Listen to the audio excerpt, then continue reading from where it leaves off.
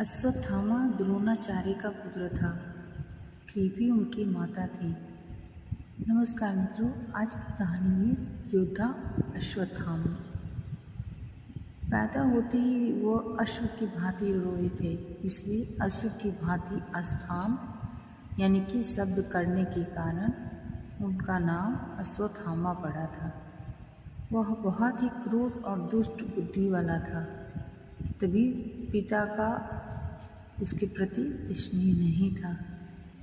धर्म और न्याय के प्रति उसके हृदय में कभी प्रेरणा नहीं होती थी और न वह किसी प्रकार का आतताईपन करने में हिचकता था। उसका बचपन बहुत ही कठिनाइयों में बीता था। उसके पैदा होने के समय द्रोणाचार्य बहुत निर्धन थे।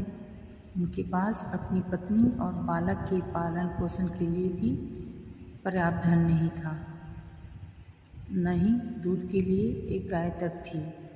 एक दिन अश्वत्थामा भूखा था। उन्होंने अपनी माँ कृपि से दूध मांगा। कृपि बालक की हठ देखकर बहुत परेशान और दुखी हो गई। वह उसको किसी भी तरह से फुसलाना चाहती थी, लेकिन अश्वत्थामा मान नहीं रहे थे। वो हठ पकड़ कर बैठ गया। अंत में कृपि ने चावल धोकर सफ़ेद पानी बालक को पीने के लिए दे दिया। अश्वत्थामा नहीं जानते थे कि यह दूध और पानी में क्या अंतर होता है। उसने दूध समझकर उसको पिया और उसमें से कुछ को बचाकर वह ऋषि पुत्रों को दिखाने के लिए गया। ऋषि पुत्रों ने चावल के पानी को पहचान कर अश्वत्थामा का बहुत ही उपहास किया और मजाक उड़ाया। तब अश्वत्थामा को पता लगा कि उनकी माता ने उनसे धोखा किया है, उन्हें कोई और वस्तु देकर बहका दिया है। वह जाकर कृपि की गोद में रोने लगे। कैसी असहवेदना कृपि को होने लगी जब निर्धनता के कारण खुद अपने ही पुत्र से छल किया। बाल्यावस्था के बाद यौवन अवस्था तो अश्वत्थामा की पूर्ण वैभव के बीच कटी थी। द्रोणाचार्य को द्रुपद का आधा राज्य मिल गया था और वे पांडवों और कौरवों के गुरु भी हो गए थे, जिससे उनको अपार द्रव्य मिलता था। अश्वत्थामा ने एक बार कहा भी था कि मुझे किसी वस्तु का अभाव नहीं है। धन धान्य राज संपत्ति सभी कुछ मेरे पास है। इसके बाद तो अश्वत्थामा का सम्मान बढ़ता ही चला गया, लेकिन महाभारत युद्ध के बाद फिर उसको देव का अभिशाप सहना पड़ा। अश्वत्थामा महान योद्धा था। एक बार भीष्म पितामह ने उसकी प्रशंसा करते हुए कहा था, अश्वत्थामा महारथी हैं, धनुर्धारियों में श्रेष्ठ, विचित्र युद्ध करने वाले और दृढ़ प्रहार करने वाले हैं। युद्ध क्षेत्रों में तो साक्षात यमराज जान पड़ते हैं, लेकिन उनमें एक दोष है, उनको अपना जीवन अति प्रिय है और मृत्यु से डरने के कारण वे युद्ध से जी चुराते हैं। इस कारण न तो उन्हें रथी मानता हूँ और न अतिरथी। भीष्म पितामह ने अश्वत्थामा की ठीक ही प्रशंसा की थी। सचमुच वह इतना ही शूरवीर था, लेकिन मृत्यु से डरने वाला कहकर भीष्म ने उसके चरित्र पर धब्बा लगाया था, जबकि वह इतना डरपोक भी नहीं था जो मृत्यु से डरता हो। कई बार उसने युद्ध क्षेत्र में आकर शत्रु का सामना किया था। एक बार कर्ण पर ही रुष्ट होकर वह अपनी जान की परवाह न करते हुए तलवार लेकर टूट पड़ा था। एक समय की बात है, कौरवों ने विराट की नगरी पर आक्रमण करने का विचार किया। उस समय बहुत से अपशकुन होने लगे, जिन्हें देखकर द्रोणाचार्य ने कहा, इस समय हमें युद्ध करने के लिए नहीं जाना चाहिए, क्योंकि लगता है हम अर्जुन को पराजित नहीं कर पाएंगे। अर्जुन की यह प्रशंसा द्रोणाचार्य के मुंह से सुनकर कर्ण के हृदय में आग सी लग गई। जब उससे यह नहीं सहा गया तो उसने द्रोणाचार्य से कटु बातें कहना आरंभ किया और साथ में वह अपनी वीरता का दम भी बढ़ने लगा। इस समय अश्वत्थामा ने बिगड़कर सभी कौरवों तथा कर्ण से कहा, निर्दय दुर्योधन के सिवा कौन क्षत्रिय कपट के जुए से राज्य पाकर संतुष्ट हो सकता है। पहेलिए की तरह धोखेबाजी से धन वैभव प्राप्त करके कौन अपनी बड़ाई चाहेगा। क्या तुमने जिन पांडवों का सर्वस्व छीना है उनको कभी आमने सामने युद्ध में हराया भी है? इस युद्ध में पांडवों को परास्त करके तुम द्रौपदी को सभा में घसीट लाए थे। कर्ण, तुम आज अपनी वीरता का दम भरते हो। मैं कहता हूँ अर्जुन बल और पराक्रम में तुमसे कहीं अधिक श्रेष्ठ है। इसके बाद फिर वह दुर्योधन की ओर मुड़कर कहने लगा, तुमने जिस प्रकार जुआ खेला, जिस प्रकार द्रौपदी को सभा में घसीट कर लाए और जिस प्रकार इंद्रप्रस्थ का राज तुमने हड़प लिया, उसी प्रकार अब अर्जुन का सामना करो। क्षत्रिय धर्म में निपुण चतुर जुआरी तुम्हारा मामा भी आकर अपना पराक्रम दिखाए। कोई भी तुम में से जाकर उस पराक्रमी अर्जुन से मुकाबला करे, मैं उससे युद्ध नहीं करूँगा। हाँ, विराट अगर युद्ध स्थल में आए तो उसका सामना मैं अवश्य करूँगा। अश्वत्थामा की बातें सुनकर सभी लोग चुप हो गए। ऐसा साहसी और निर्भीक था अश्वत्थामा। एक बार फिर अश्वत्थामा की कर्ण से कहा सुनी हो गई थी। जब द्रोणाचार्य कौरवों की सेना के सेनापति थे, तब पांडवों की सेना का वेग देखकर दुर्योधन ने कर्ण से कहा था, वीरवर कर्ण, तुम मेरे मित्र हो। देखो कौरव सेना का किस बुरी तरह से पांडव संहार कर रहे हैं। यही मित्रता का परिचय देने का उचित अवसर है, कुछ करके दिखाओ। दुर्योधन की बातें सुनकर कर्ण अपने पराक्रम की डिंग हाँकने लगा। वह कहने लगा, अर्जुन मेरे सामने आकर क्या युद्ध करेगा? उसको तो मैं क्षण भर में परास्त कर सकता हूँ। उसकी क्या सामर्थ्य कि मेरे तीक्ष्ण बाणों का सामना कर पाए। मैं उसको युद्ध स्थल में धराशायी करके अपनी सच्ची मित्रता का परिचय दूंगा। कृपाचार्य कर्ण की ये बातें सुन रहे थे। उन्हें बहुत बुरा लग रहा था। उन्होंने इस दम के लिए कर्ण को फटकारा भी। उन्होंने कर्ण को बुरा भला भी कहा। यहाँ तक कि उन्होंने कह डाला कि अगर अब की बार जीभ चलाई तो इसी तलवार से काट दूंगा। कृपाचार्य अश्वत्थामा के मामा थे और वैसे भी कौरव पांडवों के गुरु थे और वृद्ध पुरुष थे। इसी कारण अश्वत्थामा उनका अपमान नहीं सह सके। उसने क्रोधावेश में आकर कर्ण से कहा, सूतपुत्र, तू बड़ा अधम है। अपने सामने किसी को कुछ समझता ही नहीं, स्वयं अपने मुंह से अपनी बड़ाई करता है। जिस समय अर्जुन ने जयद्रथ को मारा था, उस समय तेरी वीरता कहाँ सो रही थी? अगर सच्चा शूरवीर था तो उस समय आकर पराक्रमी अर्जुन का सामना करता और उसको धराशायी करके जयद्रथ के प्राण बचाता है। ये कटु वचन सुनकर कर्ण को गुस्सा आ गया। वो उठ खड़ा हुआ। इधर अश्वत्थामा भी तलवार खींचकर उस पर झपट पड़ा। उस समय झगड़ा बढ़ता देख दुर्योधन और कृपाचार्य ने आकर बीच बचाव कर दिया। दुर्योधन ने दोनों को समझाया और कहा, शूरवीरों, तुम्हें तो मेरी सारी शक्ति हो, फिर इस तरह आपस में लड़कर इस शक्ति को क्यों नष्ट करना चाहते हो? इस घटना को देखने से पता चलता है कि अश्वत्थामा बड़े खड़े स्वभाव का था। वह चाटुकारिता में विश्वास नहीं करता था। दुर्योधन तक को अपशब्द कहने में वह नहीं डरता था। फिर कैसे कह सकते हैं कि अश्वत्थामा कायर था, लेकिन बाद में चलकर तो उसने चोरों की तरह इस प्रकार के आतताई जैसे कर्म किए कि उनसे उसकी सारी शूरता पर पानी फिर गया और वह घृणित और क्रूर समझा गया। उसने द्रौपदी के 5 पुत्रों को उस समय मारा था जब वे अचेत सो रहे थे। लेकिन क्यों वह इतना क्रूर और बर्बर पिशाच जैसा हो गया, इसके पीछे कारण है। उसके पिता की हत्या भी अन्यायपूर्वक की गई थी। जब द्रोणाचार्य ने धर्मराज युधिष्ठिर से मुँह से यह सुन लिया कि अश्वत्थामा मारा गया, तो उन्होंने शस्त्र त्याग दिए और योग धारण करके अपने रथ पर बैठ गए। तभी धृष्टद्युम्न ने आकर उनका सिर काट डाला। द्रोणाचार्य को अपने किए का फल मिला, क्योंकि उन्होंने भी तो निहत्थे अभिमन्यु का इसी प्रकार वध करवाया था। लेकिन जब अश्वत्थामा को पिता के इस प्रकार अन्यायपूर्ण वध की बात मालूम हुई तो उसको बहुत दुख हुआ और उसने क्रोध में आ जलकर पांडवों और पांचालों को नष्ट कर डालने की प्रतिज्ञा कर डाली। दुर्योधन ने उसे और भी इसके लिए उत्तेजित किया। अश्वत्थामा को युधिष्ठिर पर भी बड़ा क्रोध आ रहा था, क्योंकि वह उस व्यक्ति से कभी भी ऐसे झूठ की आशा नहीं करता था। उसने उसी क्षण अपनी भुजा उठाकर कहा, आज इस अन्याय के बदले पांडवों के शव पृथ्वी पर पड़े मिलेंगे। मैं नारायण शास्त्र का प्रयोग करूंगा, जिसे मेरे सिवा कोई और नहीं जानता। उसी के द्वारा मैं आज शत्रु के सारे गर्व को चूर करूंगा और उनको सदा के लिए पृथ्वी से मिटा दूंगा।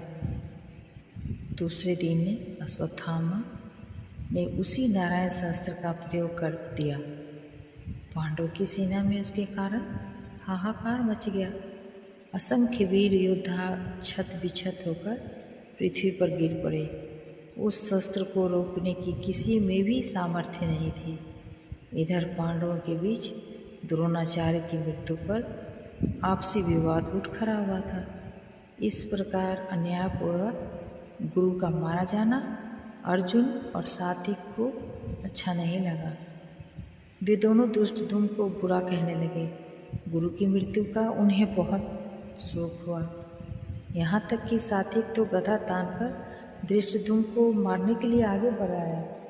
उस समय श्री कृष्ण का संकेत पाकर भीमसेन ने जाकर उसे किसी तरह रोका, क्योंकि इधर तो अश्वत्थामा पांडव सेना का संहार करता हुआ जा रहा था और उधर आपस का झगड़ा बढ़ता ही जा रहा था। इस सब से सर्वनाश की आशंका थी। गुरु की हत्या के लिए किसी ने तो स्वयं युधिष्ठिर तक को दोषी ठहराया। तब धर्मराज ने आवेश में आकर धृष्टद्युम्न से कहा, तुम पांचालों की सेना लेकर भाग जाओ। वृष्णि, अंधक आदि वंशों के यादवों के साथ सात्विक चले जाएं। श्री कृष्ण अपनी रक्षा आप कर लेंगे, अन्यथा सैनिक युद्ध बंद कर दें। मैं भाइयों के साथ जलती आग में भस्म हो जाऊंगा। मैंने झूठ बोलकर आचार्य का वध करवाया, इसी कारण अर्जुन मुझसे रुष्ट है। इससे तो मैं अपनी जान देकर अर्जुन को सुखी करना चाहूँगा। भला आचार्य ने हमारे साथ क्या कम बुरा सलूक किया है। अनेक महारथियों ने अकेले अभिमन्यु को निहत्था करके आचार्य के सामने ही मार डाला था। द्रौपदी की दुर्गति भी इन्हीं के सामने हुई थी। दुर्योधन के थक जाने पर आचार्य ने ही उसे अवैध कवच बांधकर हम लोगों पर आक्रमण करने भेजा था। जयद्रथ की रक्षा करने में उन्होंने क्या कुछ नहीं उठा रखा था। मेरी विजय के लिए प्रयत्न करने वाले सत्यजीत आदि पांचालों और उनके भाई बंधुओं के प्राण आचार्य ने ही ब्रह्मास्त्र चला कर लिए थे। कौरवों ने जब हमें अधर्मपूर्वक बाहर निकाल किया था, तब भी आचार्य ने हमें सामना करने से रोका था। भला आचार्य हमारा कौन सा उपकार किया। युधिष्ठिर के आवेश को देखकर सभी योद्धा एक साथ थम से गए। ठीक ही कहा था धर्मराज ने, क्योंकि द्रोणाचार्य यद्यपि थे तो गुरु, लेकिन कुटिलता और क्रूरता उनमें भी थी, पक्षपात भी उनके अंदर था। युधिष्ठिर के आवेश में समय बीतता रहा और अश्वत्थामा द्वारा छोड़ा हुआ नारायण शास्त्र और भी अधिक प्रचंड होता गया। तब श्री कृष्ण ने सभी सैनिकों को युद्ध करने से रोका और कहा, वीरों, यह नारायण शास्त्र अति प्रचंड है, इसका सामना कोई नहीं कर पाएगा। अतः तुम सभी शस्त्रास्त्र रखकर अपने वाहनों से उतर पड़ो। पृथ्वी पर लेट जाने से तुम इस प्रचंड अस्त्र की मार से अपने आप को बचा सकोगे। यदि कोई वीरता का दम भरकर इस अस्त्र का सामना करने का प्रयत्न करेगा तो यह और भी अधिक प्रबल हो जाएगा।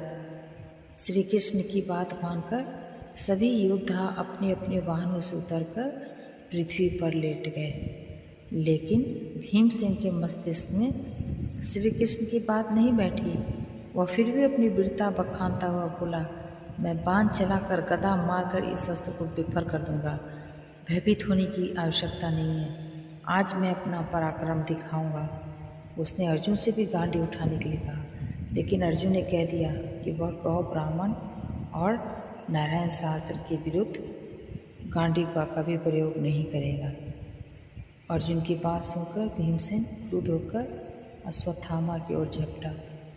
उसने बाण वर्षा से अश्वत्थामा का रथ छिपा दिया, लेकिन इससे नारायण शास्त्र और भी अधिक प्रचंड हो गया। उस समय पर अर्जुन और श्री कृष्ण ने आकर भीमसेन के हाथ से अस्त्र छीने और उसको रथ से उतार लिया। इसके पश्चात नारायण शास्त्र शांत हुआ और इस तरह पांडवों का सर्वनाश होते होते बच गया। नारायण शास्त्र के शांत हो जाने पर दुर्योधन ने फिर अश्वत्थामा से उसी अस्त्र के प्रयोग के लिए कहा था, लेकिन अश्वत्थामा ने दोबारा उसे नहीं चलाया। उसके बाद उसने पांडव सेना से भीषण युद्ध किया और उस बीच उसने अमोघ आग्नेय शास्त्र का प्रयोग किया। उसका विचार अर्जुन और कृष्ण सहित सारी पांडव सेना को नष्ट कर देने का था, लेकिन अर्जुन ने शीघ्र ही ब्रह्मास्त्र का प्रयोग करके उस अस्त्र को शांत कर दिया। किंतु फिर भी क्षण भर में ही आग्नेय शास्त्र पांडवों की एक अक्षौहिणी सेना को तो भस्म करके गया। जब अश्वत्थामा का कुछ भी बस नहीं चला तो वह निराश होकर युद्ध भूमि से लौट पड़ा और धनुर्विद्या की निंदा करने लगा। रास्ते में उसे महर्षि व्यास मिले। उन्होंने उसे बहुत समझाया और कहा, नादान, अर्जुन और श्री कृष्ण को मारने की सामर्थ्य किसमें है, जो तू व्यर्थ अपनी निष्फलता पर इतना खेद करता है। व्यास जी के समझाने से अश्वत्थामा के हृदय का संताप मिट गया। महाभारत युद्ध के अंत में हमें अश्वत्थामा मिलता है। कौरव वंश के सभी प्रमुख योद्धा धराशायी हो चुके थे। केवल दुर्योधन शेष था। अंतिम सेनापति वही था। पांडव सेना बड़ी वेग से बढ़ रही थी। उसकी मार से घबराकर कौरव सेना पीछे भागने लगी। यहाँ तक कि दुर्योधन के भी पैर उखड़ गए थे। वह भी जाकर द्वैपायन सरोवर में छिप गया था। चारों ओर पांडव वीर दुर्योधन को खोजने लगे और जब उनको पता चला कि वह तो जाकर सरोवर में छिप गया है, तो सरोवर के किनारे पहुंचकर उन्होंने दुर्योधन को कायर कहकर ललकारना प्रारंभ किया। दुर्योधन चुनौती सुनकर बाहर निकल आया और भीमसेन से उसका गदा युद्ध हुआ। उस युद्ध में भीमसेन ने कृष्ण के इशारे से उसकी जांघ पर गदा मारी, जिससे वह आहत होकर पृथ्वी पर गिर पड़ा। लेकिन यह कार्य युद्ध के नियमों के विरुद्ध था। भीमसेन के इस अन्याय को देखकर अश्वत्थामा को बहुत क्रोध आया। दूसरी बार फिर उसने पांडवों का अन्याय देखा था। दुर्योधन असह्य पीड़ा से कराहता हुआ पृथ्वी पर पड़ा था। उस समय कृतवर्मा और कृपाचार्य भी वहां उपस्थित थे। सभी को इस न्याय पर क्रोध आ रहा था। अश्वत्थामा से नहीं सहा गया तो उसने हाथ उठाकर प्रतिज्ञा की कि वह पांडवों का किसी प्रकार नाश करके ही संतोष की सांस लेगा। दुर्योधन ने अश्वत्थामा की प्रतिज्ञा सुनी तो ऐसा लगा कि मानो अभी कौरव पक्ष में और जान बाकी था। तुरंत ही उसने कृपाचार्य से कहकर अश्वत्थामा का सेनापति पद पर अभिषेक करा दिया। अश्वत्थामा ने इस उत्तरदायित्व को संभाल तो लिया, लेकिन अब सेना भी तो नहीं बची थी। इसलिए अपना वचन पूरा करने के लिए उसे अपनी शक्ति का ही भरोसा था। वहाँ से तो अश्वत्थामा, कृपाचार्य और कृतवर्मा तीनों व्यक्ति वन की ओर चले गए, क्योंकि उनके ठहर जाने पर पांडवों के आमने सामने युद्ध होने की आशंका थी, जिसके लिए पर्याप्त शक्ति उनके पास नहीं थी। अश्वत्थामा वन के एकांत में पांडवों से किसी प्रकार बदला चुकाने की बात सोचने लगा। एक तो पिता का वध और फिर उस राजा का न्यायपूर्वक वध, जिसके लिए उसने अपने जीवन को समर्पित किया था। उसके हृदय को और भी उत्तेजित करने लगा।